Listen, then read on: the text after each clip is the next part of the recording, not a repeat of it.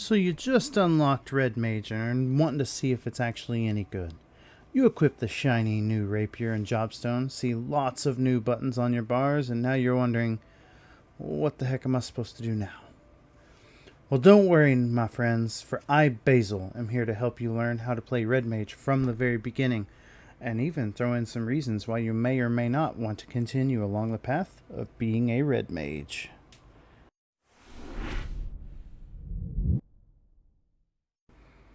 When you first unlock the job, it can seem pretty overwhelming with the amount of actions you start with.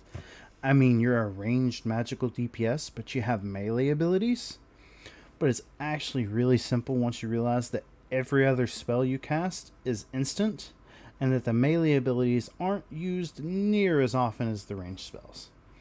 In this guide, I don't intend on explaining every single nuance about Red Mage. Instead, I'm hoping that with this, you don't feel overwhelmed with the spells that you obtain at level 50 and are comfortable with leveling on up. So here we are, I'm a level 50 Alt Red Mage, and I'm going to be kind of explaining the AOE and single target rotations. They're very similar, but they're actually the exact opposite at the same time. So we're going to start off with our single target rotation. We're going to start off with a Jolt, which is our 2-second cast single target ability, followed by either a Ver Thunder or Ver Arrow. These two have about a 5-second cast time, so you never want to cast those at their full length. But as a Red Mage, again, half of our spells are, or every other spell is instant. So you'll start off with a Jolt, followed by one of those two, and then you'll Jolt again, followed by the other one.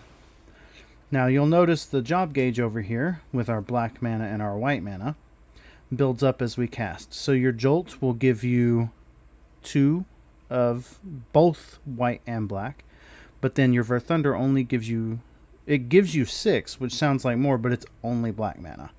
And then the exact opposite for Ver Arrow, it gives you 6, but for your white mana. You're going to continue to do this until you get to 50 of both black and white mana, and I will cut forward to the point where I get that and show you guys what we do next. Okay, now that I'm over 50 white and black mana, I can show you guys the melee combo. So what you'll want to do after you get to this is you're going to want to core, which is basically a charge to the enemy.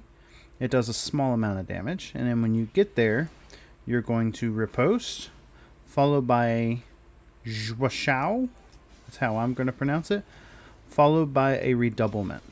Now, these do change into enchanted versions of themselves when you have enough black and white mana. And yeah, that's your melee combo. It uses 50 black and white mana completely. That's why you want to go ahead and get 50 of both. And until you get 50 again, you're kind of locked. Now, once you progress in your levels a little more, this does end up getting you some more abilities to follow up your melee combo. But due to being level 50 right here, we don't have that option. Now, there are a couple more melee abilities that I'm going to go ahead and show you real quick. So I'm going to core in. And then this ability here, Engagement, it's just a single target melee attack. Then you have Displacement. Perfect timing for him to do that, because it allows me to just dodge out.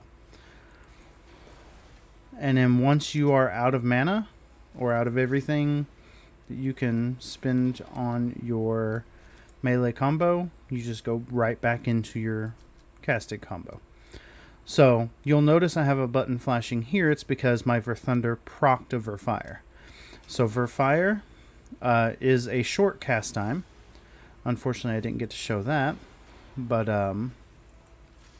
what it is it basically replaces your Jolt cast. Your Ver Thunder can proc Ver Fire, and your Ver Arrow can proc Ver Stone. So for here, Ver Stone there, and then I can follow it up with a Ver Thunder. Ver Thunder procced a Ver Fire, so I'm going to cast it, followed by a Ver Arrow. You have a 50% chance every time you cast Ver Thunder or Ver Arrow to proc the Ver Fire or Ver Stone. These do give you 5 of the respective mana of that specific ability.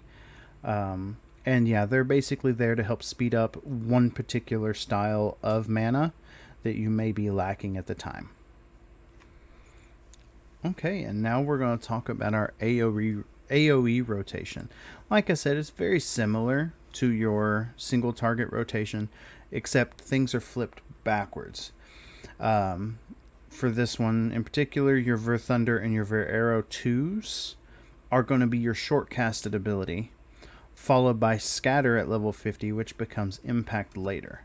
I know I'm not in a AOE scenario here, but we're just going to pretend I am. So we're going to Ver Thunder 2, followed by a Scatter. And then a Ver Arrow 2, followed by a Scatter. Now, Ver Thunder 2 and Ver Arrow 2 do have a 50% chance as well to proc into the Ver Stone and Ver Fire. So when you have that, feel free to use that to get a specific type of mana that you want a little bit quicker. Other than that, it's going to be the exact same thing, just rinse and repeat, and then you'll be good on that end. Now, there are a couple more abilities that are useful for the Red Mage that you do already have at level 50. One of them being Acceleration here. It makes your next Ver Thunder, Ver Arrow, or Scatter cast instant. And then your Ver Thunder and Ver Arrow will all automatically proc the Ver Fire or Ver Stone.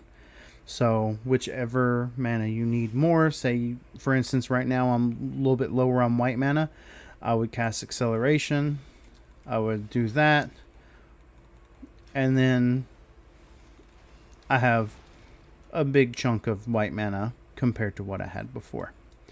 And then it also increases the potency of your Scatter or Impact by, 50? Yes. Now, another useful ability that you have is this one right here, Flesh. I'm not sure if that's correct pronunciation, but that's what I'm going with. It is a ranged, fairly strong ability. I'll just kind of show you with this ice right here. One cast, half of his health.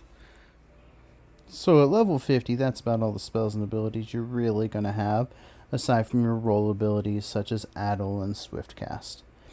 As you level up, you'll obtain Ver Cure and Ver Raise, which allows you to assist the healer while in group contact. Your Ver Raise has a 10-second cast time just like every other Raise, but with us being able to cast every other spell instantly, we're able to clean up messes during group content without having to rely on Swift Cast's 1-minute cooldown. If worse comes to worse and you see that more than one person has died while you're in a group, cast your Jolt on the enemy, then use Ver Raise on an ally, followed by another Jolt and another Ver Raise. This does eat up quite a bit of mana, so after your first raise, go ahead and use Lucid Dreaming to start having your mana build up a little bit quicker. And this is why Red Mages are commonly known as Res Mages, as we can prevent a wipe if we are actually paying attention to our party. Now with all that, it should be noted Red Mages do not have the most damage overall, but our support abilities make us a valuable addition to any group. I know this is not a full guide on every aspect of the Red Mage, but when I personally started playing Red Mage, I was overwhelmed with the buttons and almost decided to just say, to heck with it, I'm not playing Red Mage and play something else. I'm really glad I stuck with it, as I've personally prevented wipes during trials by rezzing upwards of 10 times in one fight. And doing something like that just makes the happy juices flow, you know? So yeah, I hope this helped you with deciding whether you want to play Red Mage or not. I think it's super fun to play and want everyone to be able to jump in and enjoy everything that it has to offer. With that, fellow Warriors of Light, have a fantastic day.